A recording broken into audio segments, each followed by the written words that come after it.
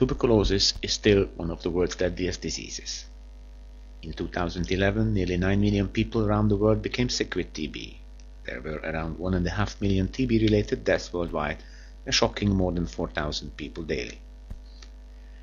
22 high-burden countries account for 80% of TB cases. If not treated, each person with active TB infects on average 10 to 15 people every year. TB is an ancient illness. Dr. Koch's discovery by today is more than 130 years old. By all rights, as a bacterial disease that is curable with antimicrobial drugs, it should belong to the past. Depending on where you are in the world, the range of available TB diagnostic tools may vary, as may testing priorities. In high burden and low income settings, chest radiography and smear microscopy are by far the most common tests and eclipse the use of higher performance but more complex and expensive tests such as culture and molecular diagnostics. As WHO has recently adjusted its goals to be reached by 2015, stating the necessity of one microscopy lab per 100,000 population and the need to replace at least 20% of microscopes by LED-based fluorescent instruments, ConsultASK, as a reply to this huge challenge and market opportunity, has relaunched its fluorescent robotic microscope project, Fluorobot, currently approaching final prototype stage, the only known instrument development dedicated fully to automatic sputum smear screening and Mycobacteria recognition. The design is an original approach, not using commercially available but often costly multipurpose elements such as moving stages or microscopes, but a dedicated cost and throughput optimized solution fully focused on TB screening. The measurement is done using the Oromino staining method as defined in WHO protocols.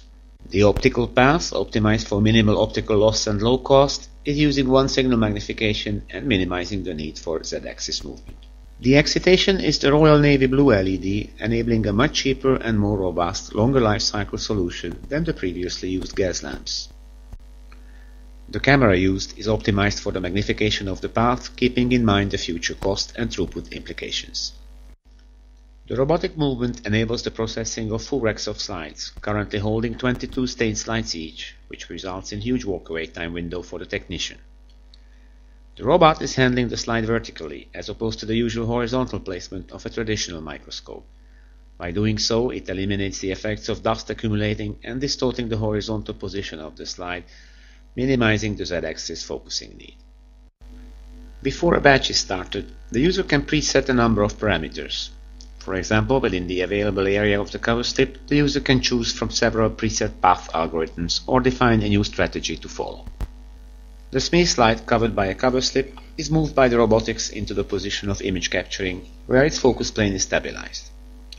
The real-time focusing need for each view field is eliminated by the design of the optical path, always keeping in focus the layer where the stained bacteria are. The captured digitized image of each view field is examined and stored. The images containing valuable information can be uploaded to a local laboratory network, to a distant server over the internet, or locally saved on a memory device. The image processing algorithms built into the software identify acid-fast bacilli and differentiate them from stain residues or other forms of artifact.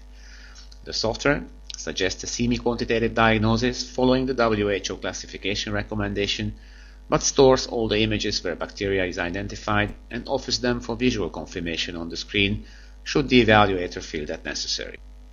As part of the project, a dedicated disposable kit is under development containing all the necessary elements, stain, slide, cover slip for the examinations.